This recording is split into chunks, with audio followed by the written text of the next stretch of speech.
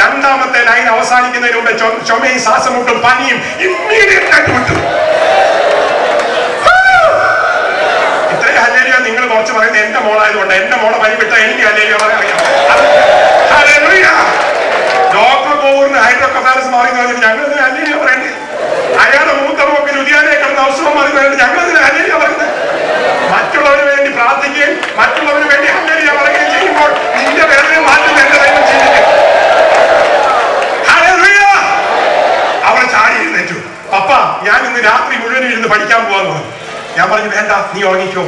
നിനക്ക് അസുഖം ദൈവം ഇപ്പൊ സുഖമാക്കിയത് ഉറക്കാൻ വേണ്ടിയിട്ട്, പഠിക്കാൻ വേണ്ടിയിട്ടല്ലാതെ. പപ്പ, നാളെ അനാചമയാണ്, ഇതുവരെ ചൊവ്വ നേരെ പാസ്സായിട്ടില്ല, ടീച്ചർമാർക്കൊക്കെ എന്നോട് പ്രയാസമാണ്, ഞാൻ എന്ത് ചെയ്യണമെന്ന് എനിക്കറിയില്ല. ഞാൻ പറഞ്ഞു എനിക്കറിയാം, ഞാൻ ഇപ്പൊ പ്രാർത്ഥിച്ചതുപോലെ നിന്റെ വിഷയത്തിന് വേണ്ടി പ്രാർത്ഥിക്കാൻ കണ്ണടയ്ക്കാൻ മതി. മോക്ക് റാങ്ക് കിട്ടട്ടെ എന്ന് പറഞ്ഞ് പ്രാർത്ഥിച്ചു കിടത്തി ഉറക്കി.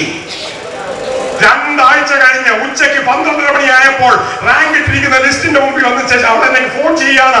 പപ്പ, ആദ്യമായിട്ട് അനാറ്റമിക്ക് എനിക്ക് ഫസ്റ്റ് റാങ്ക് കിട്ടി. ഉറങ്ങിയ രാത്രിയിൽ നിന്റെ ഒരു വാക്ക് കൊണ്ട് നിന്റെ കുട്ടിയെ അനുഗ്രഹിക്കുവാൻ സാധിക്കുന്നുണ്ടെങ്കിൽ നാളെ തൊട്ട് നിന്റെ കുട്ടിയുടെ മേൽ തലയെ കൈവച്ച് പ്രാർത്ഥിക്കുവാൻ ദൈവം നിനക്ക് കൃപ തരുമാറാകട്ടെ.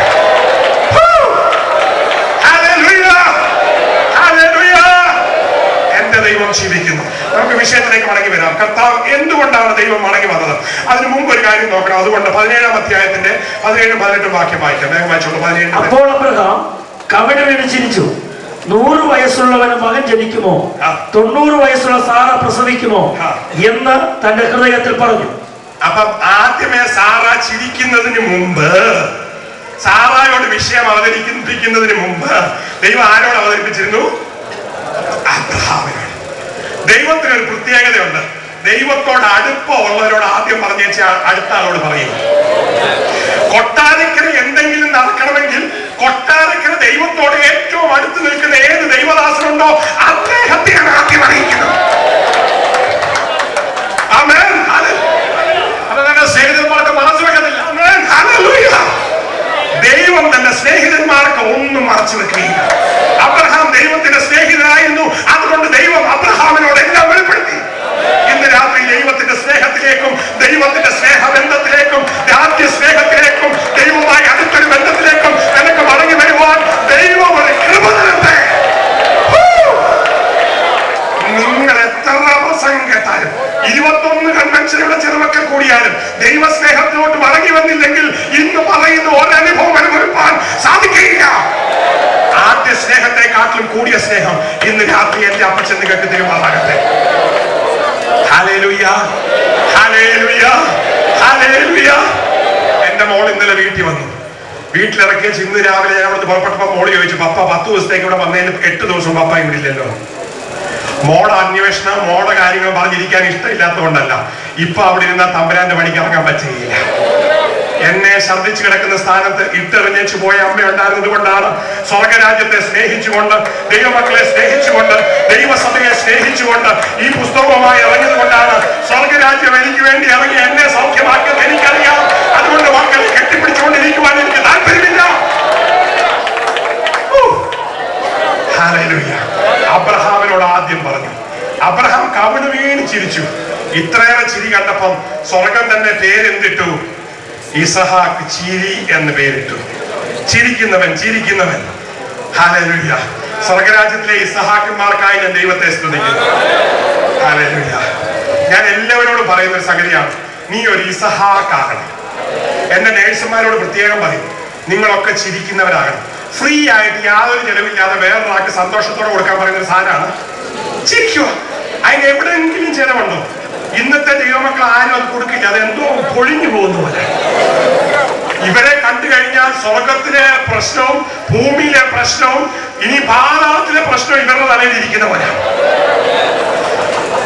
എന്റെ ഹോസ്പിറ്റലിൽ ആദ്യം ഏതെങ്കിലും നേഴ്സ് ജോയിൻ ചെയ്തിട്ട് ചിരിക്കാതിരുന്ന 6 മാസത്തിനുള്ളിൽ ഇവ ചിരിക്കുമല്ലേ ഇവിടെ ഇറങ്ങിപ്പോകും.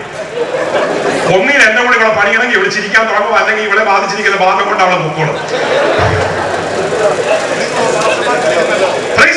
ആരോഗ്യത്തിന് നല്ലതാണ്. ഇമ്മ്യൂണിറ്റി ബൂസ്റ്റ് ചെയ്യും. ആയുസ് നീണ്ടു നിൽക്കും. കൈയടിച്ചു കഴിഞ്ഞാൽ ആയുസ് കൂടും. അതുകൊണ്ടാണ് കൈയടിക്കാൻ പറഞ്ഞിരിക്കുന്നത്. ചിരിച്ചു കഴിഞ്ഞാൽ ആയുസ് കൂടും. അതുകൊണ്ടാണ് ചിരിക്കാൻ പറയുന്നത്. ദൈവം സന്തോഷിക്കാൻ പറയുന്നത്. 3 കാര്യം കൊടുക്കുന്നതാണ്. 3ാമത്തെ കാര്യം സന്തോഷമാണ്. അത് സൂപ്പർ മാർക്കറ്റിൽ കിട്ടുകയില്ല. അത് അവന്റെ വലതുഭാഗത്ത് മാത്രമുള്ളതാണ്.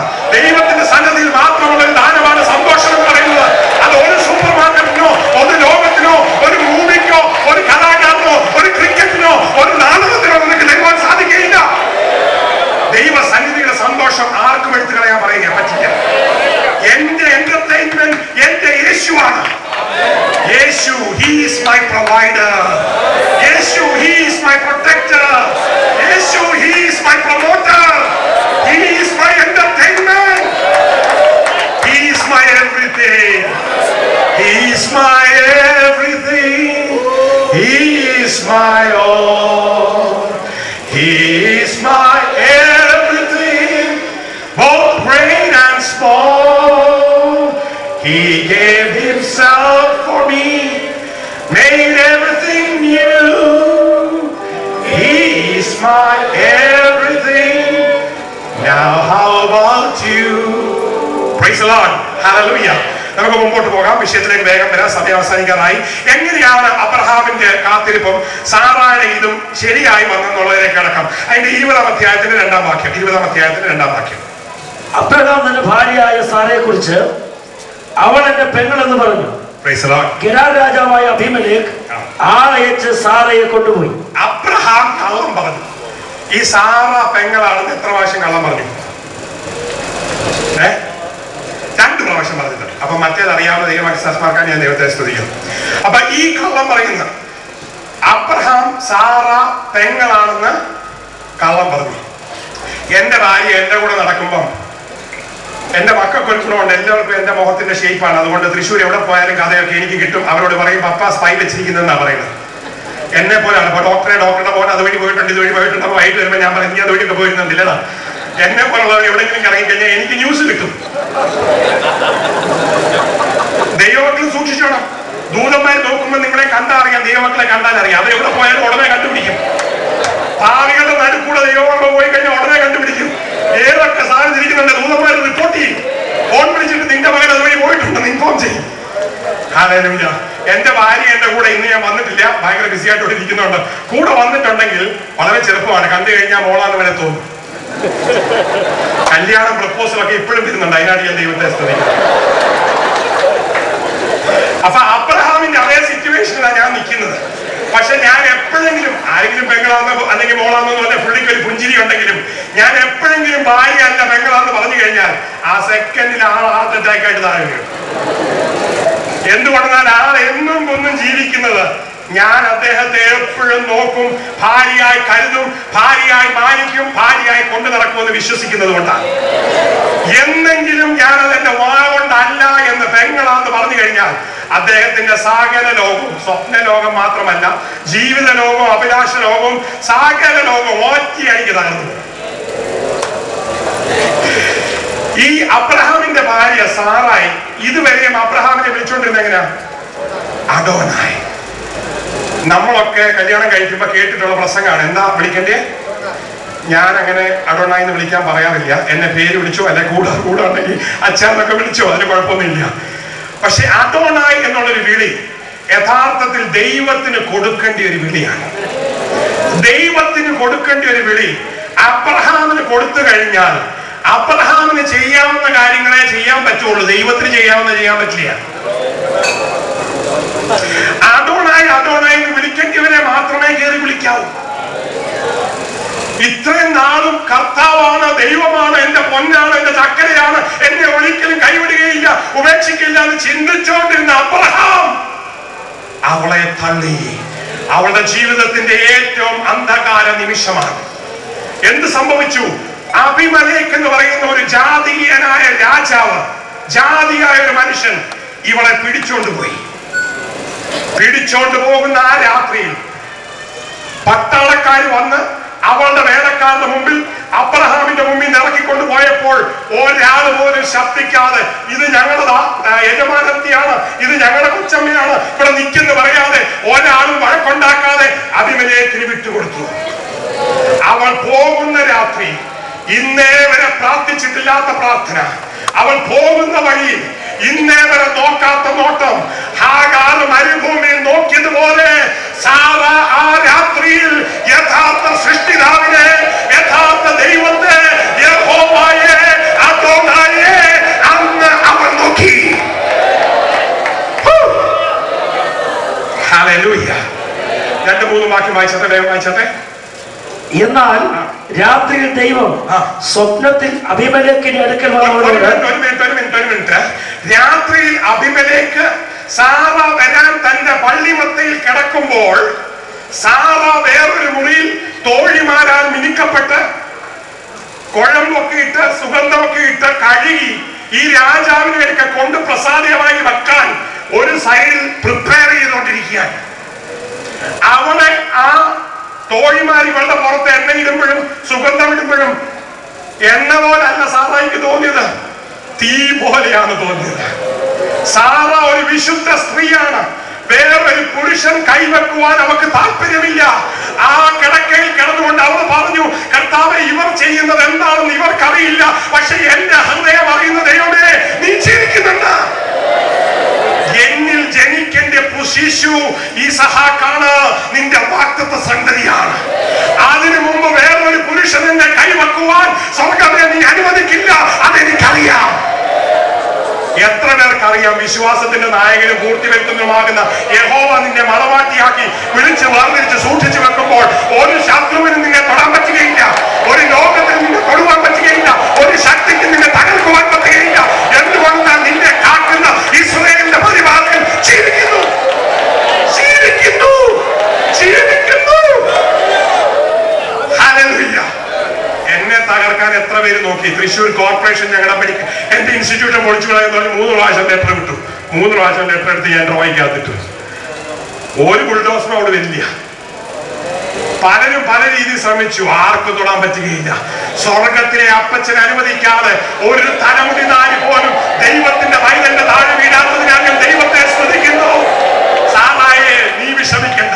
നിന്റെ പുറത്ത് തൈലം പെരട്ടുമ്പോൾ, നിന്നെ പ്രിപ്പയർ ചെയ്യുമ്പോൾ, നിന്റെ ഉള്ളിലെ വേദനയും കണ്ണുനീരും കരച്ചിലും കാണുന്ന സ്വർഗം മിണ്ടാതിരിക്കുകയില്ല.